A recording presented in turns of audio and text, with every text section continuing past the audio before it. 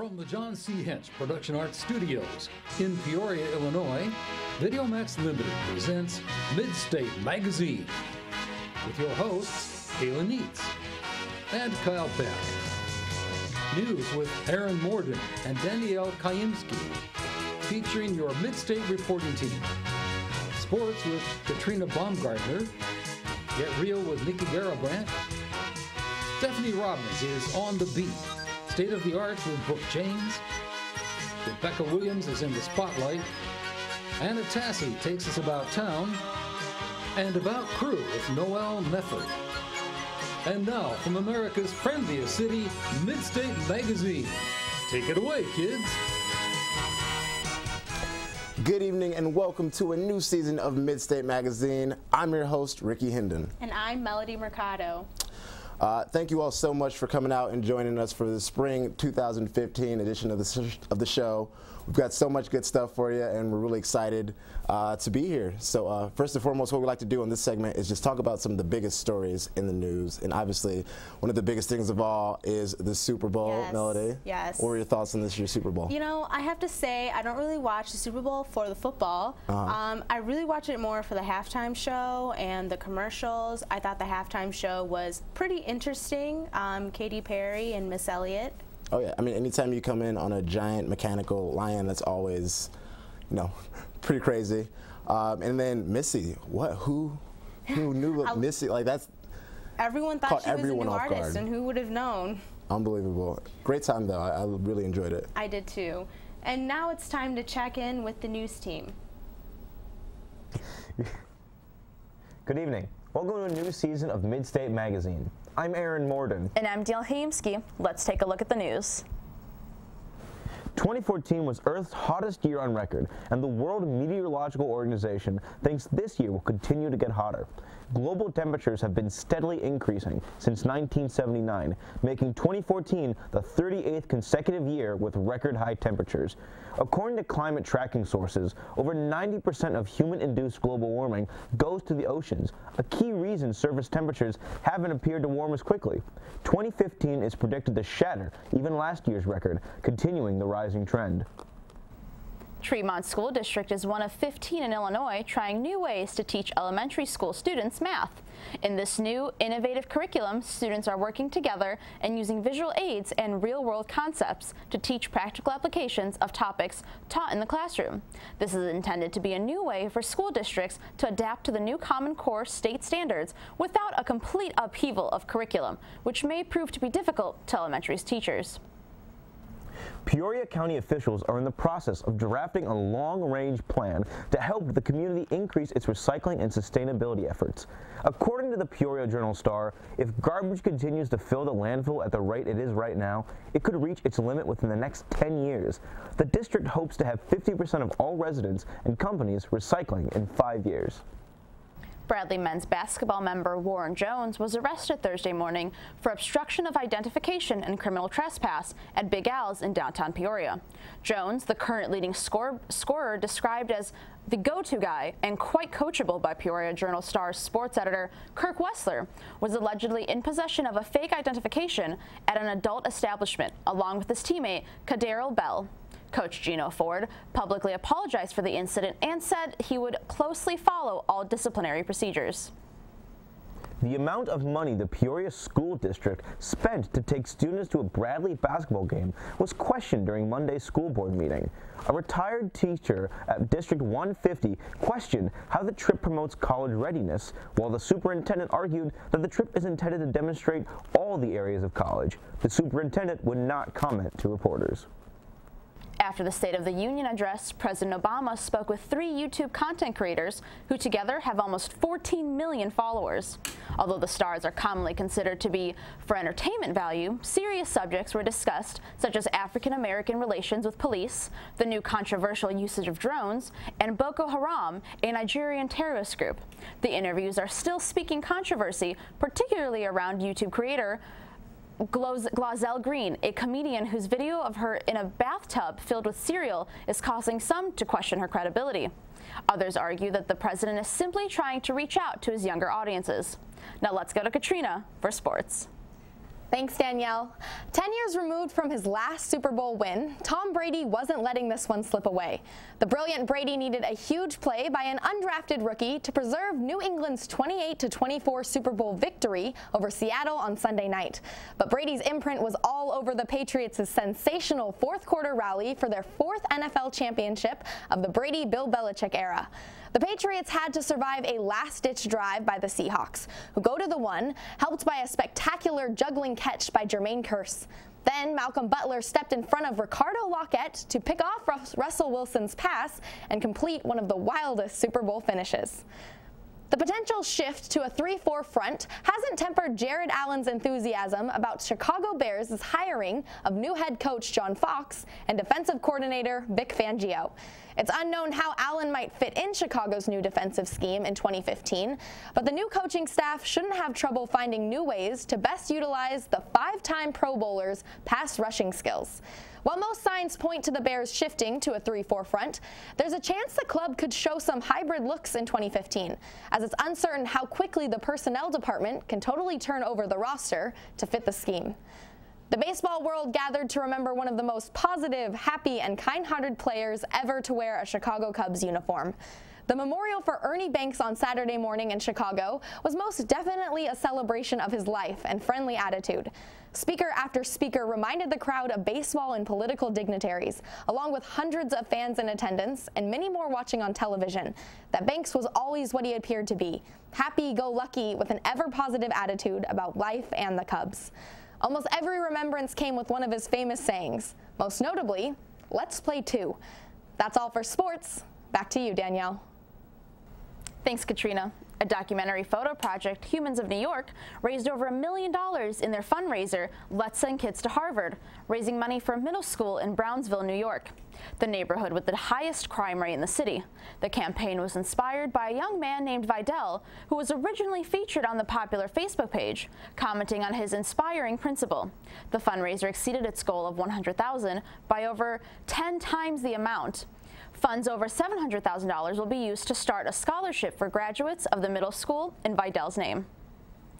I think that's amazing. That's Definitely a huge goal to reach. Just with a simple campaign. Right.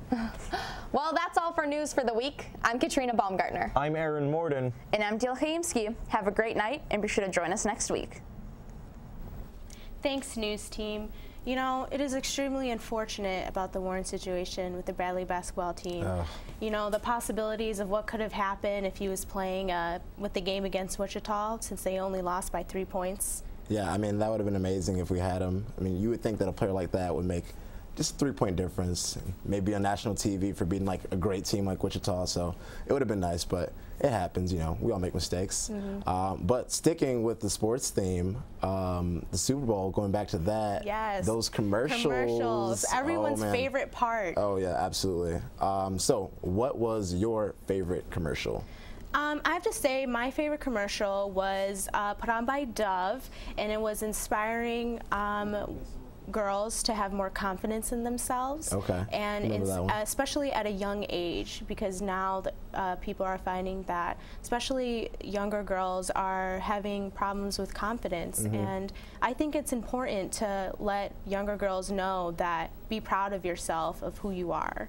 Yeah, you know, I love Dove and their campaigns. They're always trying to do things that are like good for the community, or just for their people and the people who love their products. So Dove is great. I really like the Doritos commercial where the guy was on the plane and then the hot mom comes by, but he doesn't know she's a mom yet.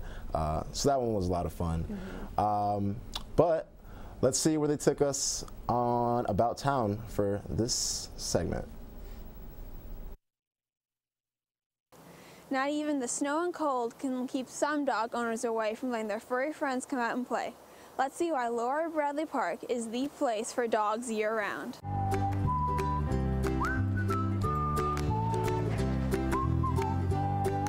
Wintertime, you usually just get the diehards, people that come all year.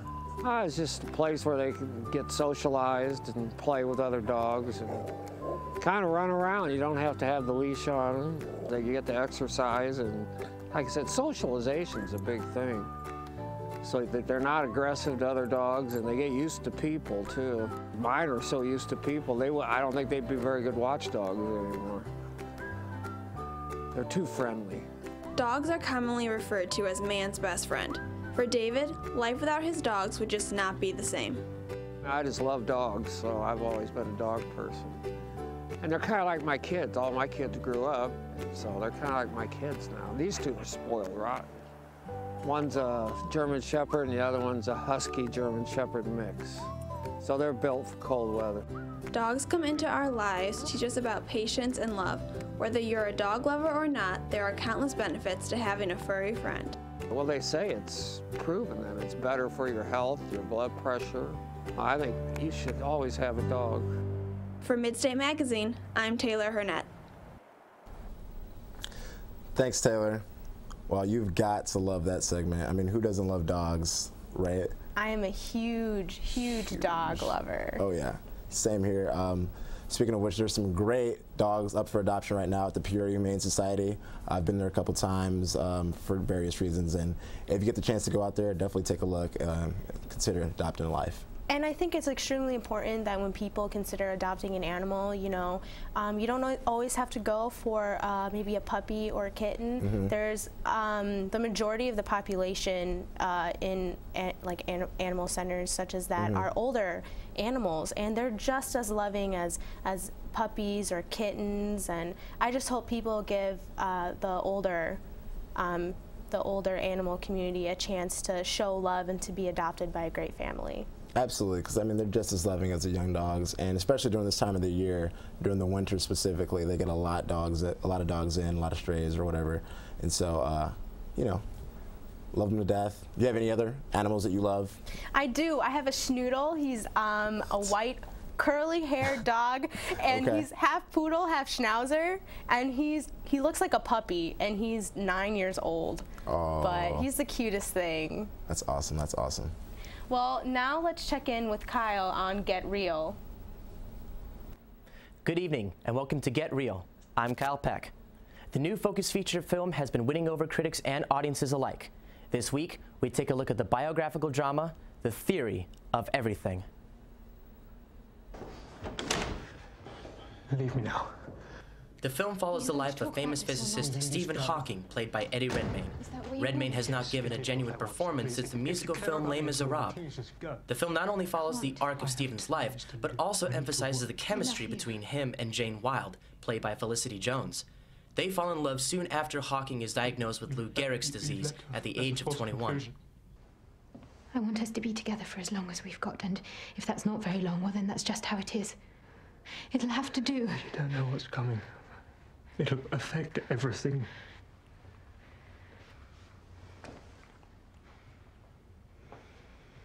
Even though Hawking tries to push Jane away, she remains persistent and determined that Stephen will live a long and fulfilling life. Jane was just so tenacious and persistent and constantly passionate about upholding Stephen's identity despite his physical deterioration. If you haven't seen it yet, definitely check out The Theory of Everything. It has already been nominated for Best Picture, Leading Actor, Leading Actress, Best Adapted Screenplay, and Best Original Score at the 87th Academy Awards. I personally give the film 5 out of 5 stars. That's it for this episode of Get Real. I'm Kyle Peck.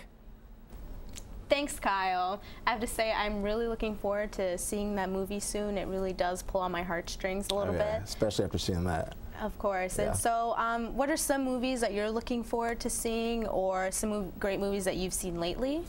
Okay, one really interesting movie I saw lately was Her, where the guy falls in love with the artificial intelligence platform, and he's talking to her, and he's like walking around with her in his pocket. And it's really strange, and I had a lot of preconceived notions going into it, thinking I was going to just not really enjoy it, or I wasn't going to enjoy it very much. But there were a lot of things there that you can see with the future and how that's all going. That was really interesting. I just think that's so weird. Like having a relationship with something that's not real. Just a little. Just a little bit. I mean, it reminds me of the story of this hotel in Japan where they're having the hostesses are going to be artificial intelligence robots.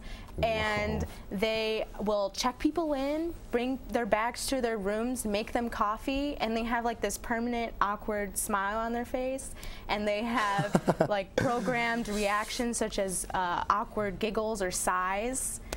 I don't know. What do you think about that? That's really strange. I mean, I guess if they're gonna do their job well, I can't complain too much about it. So, but I mean, I don't know. But with that, it's time to check in with Emma on the street team. Hi. Didn't see you there. Here at Bradley University, school's back in session, so I thought it'd be the perfect time to help students brush up on their academics. Who's ready for a pop quiz edition of the street team? I'm Emma Heth. Let's get started. Okay, so can you name a living scientist?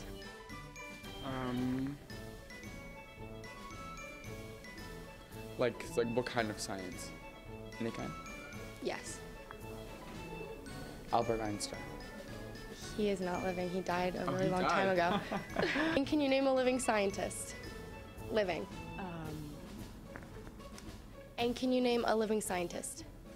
Stephen Hawking. Aren't all people scientists? And can you name a living scientist? No. And can you name a living scientist? Albert Einstein? Albert Einstein died. Can you name the 45th President of the United States? Oh, no. And can you name the 45th President of the United States? No, I can't. Any guesses? Obama. There's actually only 44 presidents, but good guess. And do you know the name of the 45th President of the United States? No. No? I don't. Any guesses? Richard Nixon? Can you name the 45th President of the United States? That I cannot. Any guesses on that one? I don't know. President Bush. And do you know what 7 times 6 is? 46. Do any of you know what 4 times 6 is? 24. And do you know what 4 times 7 is? 28. Okay, that was easy. 12 times 13?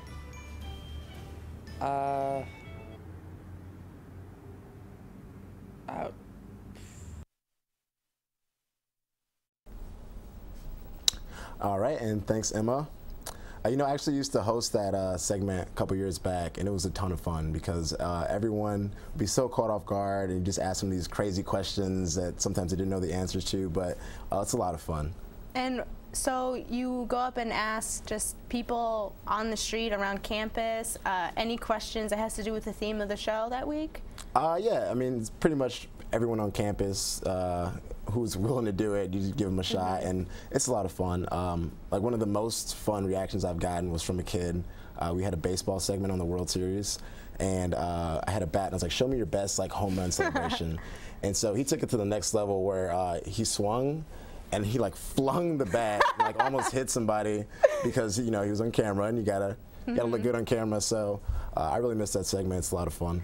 I'm just happy that no one got hurt during that. I mean, yeah, that could have been an interesting show, something to put on air right there. Okay, so going back to the movie theme, there was one more movie you wanted to talk about, 50 Shades of Grey, coming out. Coming out next weekend. Excited about it? I mean, I have to say, I think a lot of the female audience is excited about that movie. Okay. But you know, we'll see. It'll be really interesting. Right.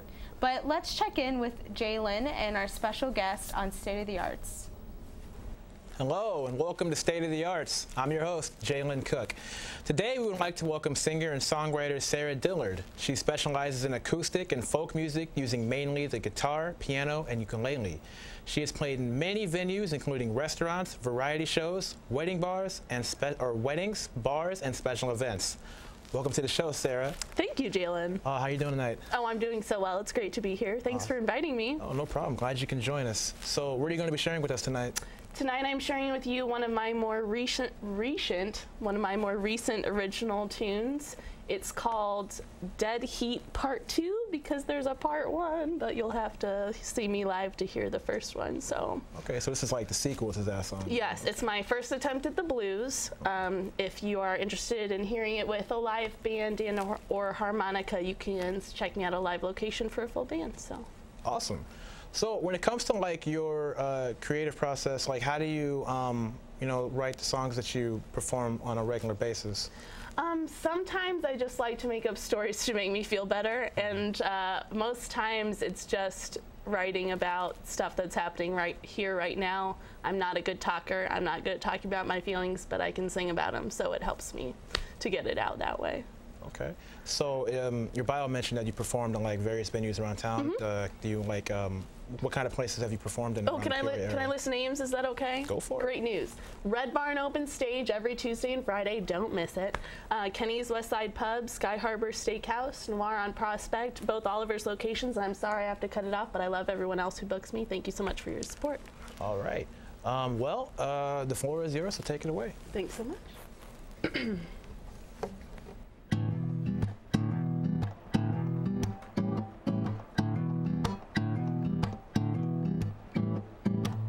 See you counting my rings. Don't look 'cause I'm doing the same thing. I'm sure you've seen prettier things, but you're getting tired of daydreams.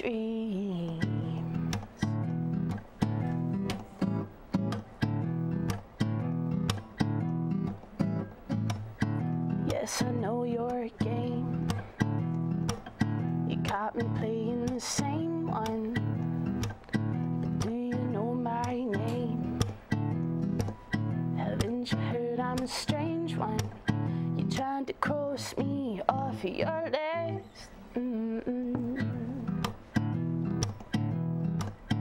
But the quickest death comes with a kiss. And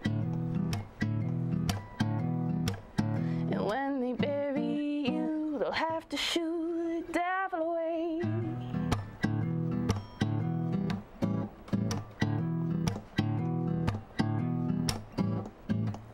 You're not the sensitive type. Did you forget what it feels like to be the one on the trail? Been telling yourself some of those tall tales.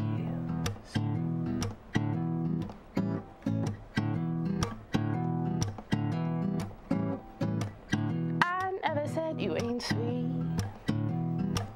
but it takes raw sugar to tempt me. Just work and pray while I eat. You're signing up for a dead heat. You think you're hard to resist, but the slowest death starts with a kiss.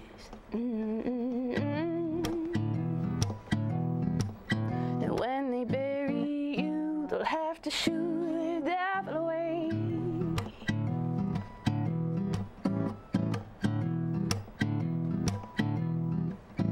You're a rich man and you're a baker.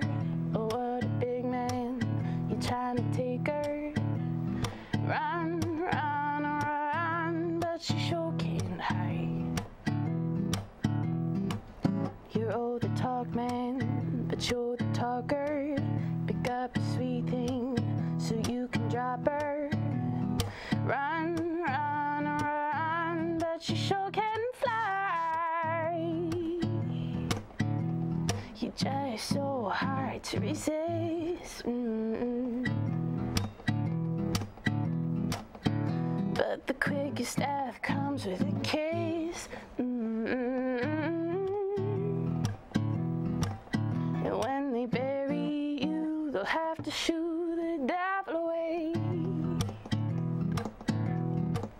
Yes, when they bury you, they'll have to shoot the devil away. Oh, when they bury you, they'll have to shoot the devil away.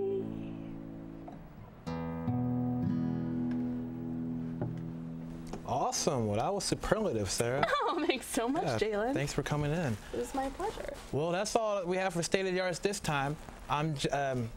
Excuse me. That's all we have for State of the Arts this week. Join us next week to see more talent around the Peoria area.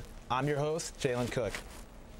Thanks, Jalen. And you know, seeing State of the Arts reminds me that the Grammys is coming up on Sunday. Yes. Unfortunately, by the time our viewers view this, it'll have already happened, but it doesn't mean we can't make our own predictions. That's right, that's right. So let's talk about your favorite album, favorite artist. All right, well, let's start with favorite album. There were definitely some good ones this year.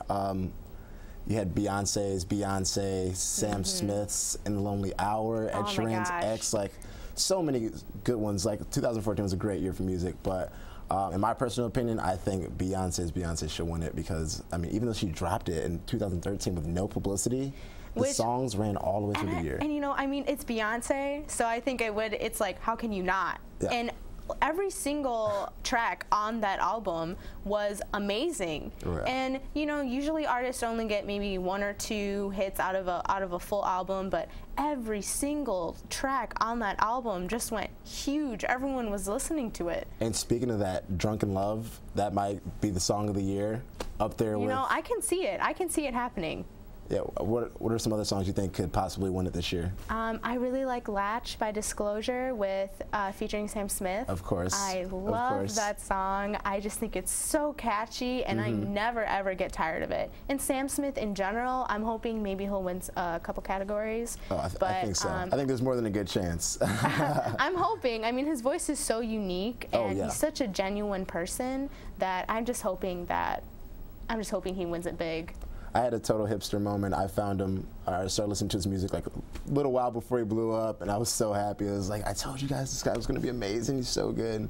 But with that, I don't know. Sam Smith's the man, though. I love him to death. I hope we get more artists like him that continue to do the singing in the R&B genre and make the most out of it. So. Of course. You know, we had a great show this week. We saw plenty of, you know, the dog park and the great artists that we had come in. She sounded amazing, so I wanted to thank everyone for coming in. Absolutely. And, well, that's all we have for Midstate Magazine this week. I'm your host, Melody Mercado. And I'm Ricky Hendon. Thanks for joining us, and we'll see you next week.